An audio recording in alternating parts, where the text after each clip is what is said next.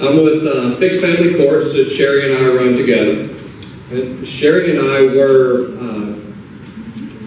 in a situation where we lived in basically an extended family. Her children and my child were raised together. We were all of us a great big family. And then our exes decided it was time for divorce and they wanted to get divorced. And it shattered everything. And they basically ganged up against us and tried to take our children. My ex-wife was not as successful at alienating my child, even though she tried. I had to fight with all the strategic skills I'd learned in large corporations, being a consultant and doing that kind of work, to actually force my ex-wife into a 50-50 parental arrangement. Right? And that works well, and it's worked well since 2007, even though she and I do not speak and do not get along. Right? All of our communication is either text or email. So first thing you should know is that when it comes to 50-50, it does not matter that you do not get along, so long as the courts support your orders and enforce those orders. So we went through all of this ordeal. Sherry faced a lot more alienation than I did, right? But it's also alienation against me because I had a well-established relationship with 3 of her 4 children, and we, like I said, we all operated as a tight family unit. So we went through years of this, and we fought the courts, and we went through all of our garbage that these courts throw at us, and it was amazing to watch Sherry stand up and tell these judges no. And we knew our constitutional rights were being violated. We could not articulate it. We didn't know the right words. We didn't know the details. We didn't know the Supreme Court case history and the federal appellate court case history that would prove it for us. But we knew it deep down. And we fought it. And it was amazing to see Sherry stand up and tell judges, no, you're not going to do this. And that they back down because they know that what they're doing is wrong. So we were finally able to win in her custody situation and get her children back and reestablish relationships. It was a brutal, terrible fight. But as soon as we did, it freed up our resources and we said, you know what? We're going to go and prove that this is unconstitutional. And we set about to do that. And I thought we were going to produce a little book, maybe 100 pages, that would list a few cases and say, you know, these are our rights. What it turned out to be was over 300 pages in this book that document how this book is almost exclusively United States Supreme Court opinions. There are over 90 of them cited in this book that say parents have rights. And the number one most important thing about parental rights is they do not depend on your marriage. Your parental rights do not come from your marriage at all, no way, no how. Now, for 250 years or more, this was the case.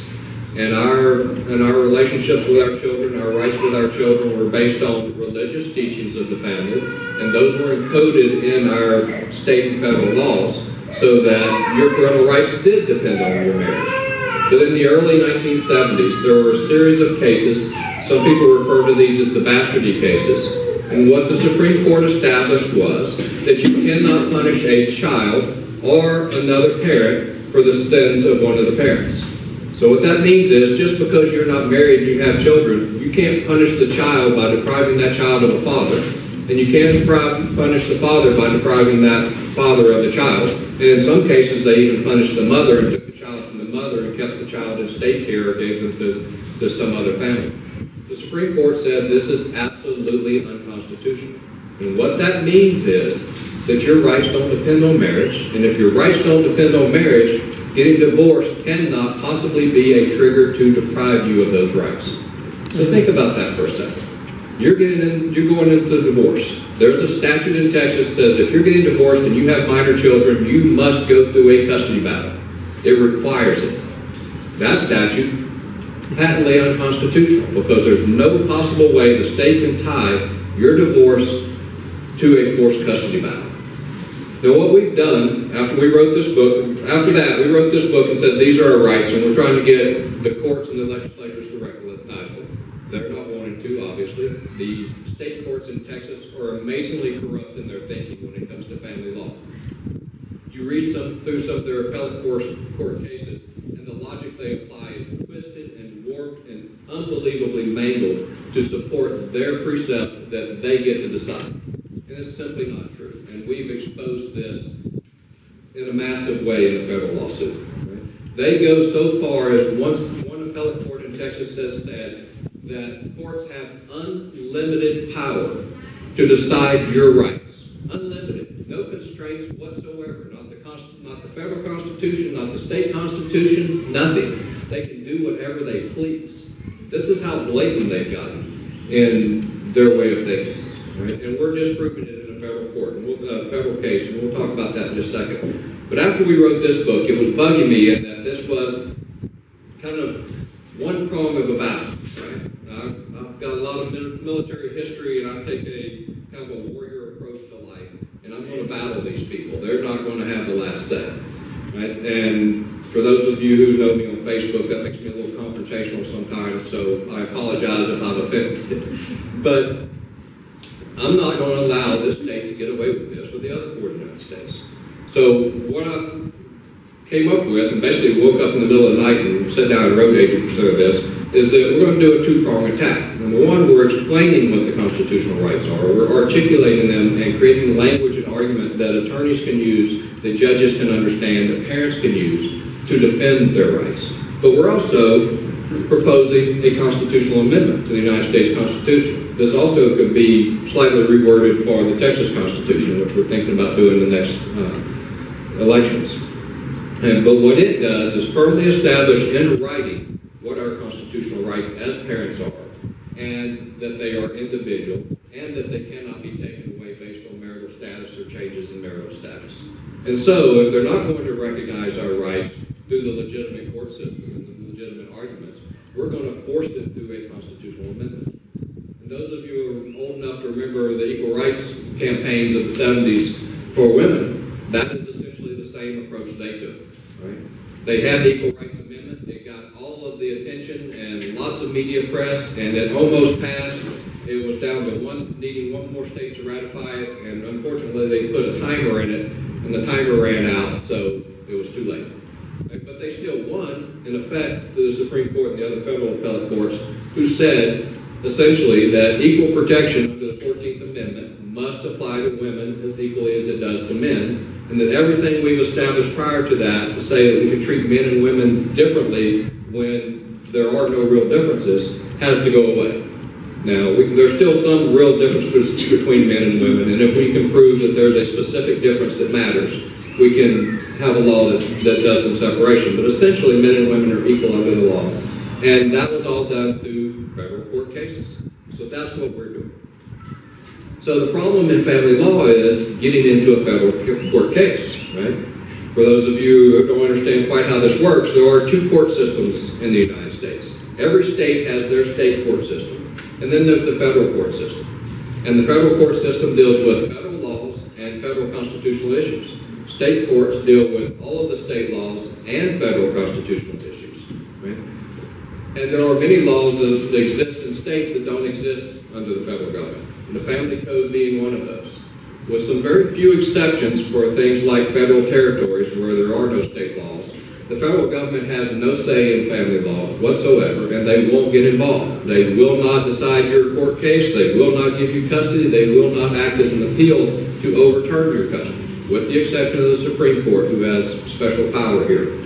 But they will not directly affect a custody ruling or a family law ruling. You can't go to a family court and say, they screwed up my custody order, fix it. They won't do it, except for the Supreme Court if you go through the full appellate process in the state. So it's very difficult to get into a federal court. The federal courts are very good about ruling on our constitutional issues in these cases, but it's hard to get through family law. And so we researched this extensively, and we found at least one path. There are some people out there talking about federal removal thing. That we have not seen it work. We don't think it works. And even if you're able to get through that path, you still have to have a solid constitutional argument. It's not just that you're going to go into a federal court and say, they violated my rights, fix it. The court's going to need argument. Legal, reasoning, logic, argument. That's found in this book, and we've done a lot more since this book. This book was only based on Supreme Court opinions. Since then, we've gone through all the federal court opinions, the appellate court opinions. Right? There are 13 or 14 of those different courts, and we've gone through lots of their opinion and gotten even more detailed about what our rights are and how they're protected. Because the appellate courts tend to be a lot more detailed and specific than the Supreme Court does. It speaks in much So one way to get into federal appellate courts is what's called a declaratory judgment. And there is a statute that says, in the federal code, that says you can ask a federal court to declare what your rights are if you have a case or a controversy. Right? They can tell you what rights you have under a contract, they can tell you what rights you have under federal law, and they can tell you what rights you have under constitutional law. Now, the challenge to that is you cannot be actively involved in a state case. You cannot be trying to appeal your orders in a state case. They have this thing called an abstention doctrine, and they say that the federal courts are not going to get involved in state matters, and if you bring something to a federal court that is legitimately a state matter, they will exclude that. They will choose not to hear it. So it's very difficult to get past these, right? And there's several distinct ones. There's the Younger exception, there's the Rooker-Feldman exception, and a number of others. But those are the two primary ones we are concerned about. You have to beat that. Well, we did the research and figured out that we believe how to beat that. And we filed a federal declaratory judgment request. We put in 10 different complaints that detailed the first half, the first 7 are all about what our rights are. And not only what the rights are, but what is the standard of review that the courts must go through before they can infringe upon those rights, right? And that's very important in the way the courts look at these things. They have a set of rules. And if they want to infringe a right that's not fundamental, all they have to do is show that we have some state interest that's remotely related to this, so we can do it. But when you have a fundamental right, like a First Amendment right, or a right to a parental right, or an association right, or a right to property, they have some very specific, strict, structured rules that they have to follow. Right? And it makes it very difficult for the state to obey these. So we're asking specifically what those are. And the key term here is strict scrutiny. That's the toughest, hardest thing, the hardest level of review for a federal right. And we're arguing that parental rights are protected at strict scrutiny. And that is very demanding on the state. Number one, it means the state has to prove it. You don't have to prove it as a parent. The state has to prove it. And that's the shifting of burden, which is key. But these first 7 complaints are all designed to articulate what our rights are and what standard of proof has to be applied and what level of constitutional review has to be applied. And they're structured very strategically so that one builds on the other, and it leads the court down a path to ultimately say that parental rights are indeed fundamental, as the Supreme Court has said, and that they must be protected at the highest level of protection afforded to any right. And we're articulating them in very specific terms, which are going to help all of you in your court cases, right, to say what your rights are. Number one, your family association rights are First Amendment rights. The most highly protected rights that we have, First Amendment. That's why it was first, right? Association, the right to speak freely, to associate with someone and speak freely with them, is one of the highest protected rights we have. And when it comes to those association rights, the highest protected association right is the family association right. The rights of family members to associate for intimate expression and for education, particularly with parents and children. You have a right to teach your child your own civil, moral, and religious views and values. That is a fundamental First Amendment protected right. And if you don't have time with your child, that right is being infringed. And oddly enough, that argument comes from campaign finance issues before the Supreme Court. The Supreme Court said that when you can donate money to a politician for their campaign, you're establishing a relationship. And that relationship is protected at a certain level of constitutional review. So even that small relationship where you just give money to a politician gets constitutional protection under the First Amendment. So how much more protection do your parental rights get when you have a fundamental right and duty to educate your child, to bring them up to understand how to live and operate in the world, to understand their religious heritage and their civic and values and those things that your family can pass along, that only your family can pass along, that only your family members can pass along, right? And we're arguing that those will get the highest level of protection and that the courts will start speaking of parental rights in terms of First Amendment, right, to make that very strong. Now, the second half of the declaratory judgment is attacking specific codes in the Texas family code, specific statutes. Right? We We are telling the court that the best interest standard they are applying is overly broad, that it's vague, that it does not allow a parent to understand what is required, because it's nothing more than a judge's opinion. The family code says you get the presumption that you're a fit parent if you can show that you're acting in the child's best interest. Well, you can't show you're acting in the child's best interest, number one, because there's no definition, nothing ever written down on what that is. So number one, that's too vague. Number two, they're shifting the burden. They're putting the burden on you, saying you have to show you're a fit parent. The Supreme Court said just the opposite. You must be presumed to be a fit parent. They have to start with that, and they have to prove otherwise. They're not doing that in family law. They're not doing that in divorce cases. They're not doing that in cases between single parents. They do it when the state's actively seeking to terminate your rights. They don't do it in divorce. And we're showing the differences here. We're also attacking child support. Child support is absolutely unconstitutional. Number one, it's vague. It's the most vague statute you'll ever find. A judge can order child support at any time for any reason they choose, period. And that's about the extent of the statute. The judge can order child support. And they can say he can order it in any way he wants. That will never fly under legitimate constitutional review in a federal court.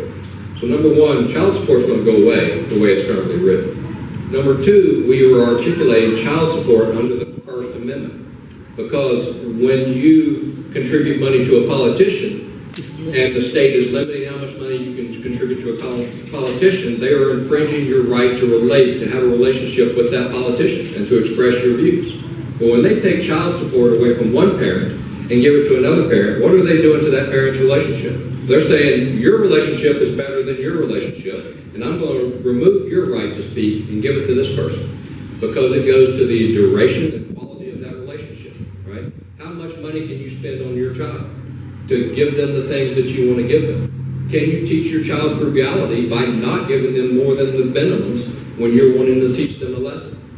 Right? Who does the child go to when they need money to go on a date or go to the movies with their friends or do any activity? They're going to go to the parent who's receiving the child support. That denies you the right to convey your values to your child. Right? That's First Amendment. That is our most deeply protected right. And this is what we're arguing in the federal court. Now, this has gone through the early process where all the Rooker-Feldman and other abstention doctrines should apply. The state has been sitting for over a month now, and the federal court's ignoring it, essentially, which means we're getting past that, and it's very unlikely at this point that they're going to throw us out on those extension doctrines. We have challenged them effectively, we believe. We've used all the arguments that the Fifth Federal Circuit, that's our federal appellate court, has said that we need to do to get in under these abstention doctrines. And we believe this is going to be heard and that we're going to get a ruling soon. Now, as far as the timeline, we filed our brief. We've done filed everything we're supposed to file. The state of Texas, the Attorney General, has refused to file a brief on our merits or respond to our brief on the merits, so they made no arguments whatsoever about our core constitutional arguments. They haven't touched it. All they tried to do is get us kicked out on technicalities, but they haven't argued even one thing on any of our core constitutional arguments. We believe it's because they don't have an argument. They have nothing to say on it. And anything they try to say will just make them look as bad as they actually are in denying our rights. But we'll see. So timelines for all the filings are closed out. This is in the hands of the judge. So a federal judge is going to rule on this one way or another. They have to rule. Right? There are obviously technicalities. There are some ways they can rule that we might have to appeal to get them to rule more specifically. But one way or another, they're going to have to rule, and we're going to have a definitive statement about what our rights are, or we're going to have a federal court saying we have no rights, which pushes us up to the next level, the federal appellate court. And our Fifth Federal Circuit has been incredibly good about articulating our rights and supporting our rights and saying that the Texas Family Code absolutely is subject to review by the federal courts. Not only that, they said it was unreasonable for any federal or any state court judge to believe otherwise. So they smacked, in a previous ruling, they smacked the state courts around when they tried to say that the federal Constitution doesn't apply in family law. Now, I've had these arguments in conferences with attorneys who have stood up on a podium and swore to me that the Constitution doesn't apply in family law. Well, I've got 2 federal appellate courts telling them absolutely the opposite, and telling them you're basically unreasonable if you think that. And yet, many of these attorneys, many of these judges still believe that all over. And that's why you can't find an attorney that will protect your fundamental rights in family law. They don't believe you have any. They don't believe the Constitution applies, because they don't learn anything about the Constitution in law school. They take at most 2 classes, and that's nowhere near enough for them to learn the basics of our law system. But one way or another, this suit is going to give you ammunition and tools to use to fight this battle. And our goal here is to say that parental rights are individual, they are equal between parents, and that the state has no business whatsoever in separating those equal rights, giving one parent more rights than the other. All they can do is separate the time that you can essentially exercise those rights. And they have to do so equally. Right? Now, the argument on why they have to do so equally is in the book. It's called the least restrictive means test. It's part of that constitutional review. But it essentially says that if the court has a justification for intervening in your rights, they have to do so in a way that is least restrictive on those rights. Right? If you're going to say that we're going to affect your rights in divorce and say we have to divide the time, you're no longer working together and sharing the time, so we have to divide the time. But they have to do it in the least restrictive means possible. That least restrictive means is 50-50, equal joint time. So that's where we get to it. So there is hope out there. We are in a federal court. We have passed the initial bars that kick most people out of the federal court. We are expecting a ruling that could come any day. The judges had it for about a week now. It's probably going to take a month or 2 or 3 for them to work through all these issues. There's a lot there. But we're going to get a ruling that's going to help us. And if it comes out saying we don't have rights or our rights are not quite what we're arguing they are, we're going to the appellate court. And if that doesn't work out, we're going to the Supreme Court. But our federal appellate court has been very strong in saying we have these rights. So we are very confident that we're going to win this. Right? And we'll keep you guys all updated on when it is. You can check our website, Fixed Family Courts. We post everything, every new bit of news we get. So you can, if you have questions, you can come up and talk to me or Sherry afterwards, and we'll be happy to share with you what we know. Thank you.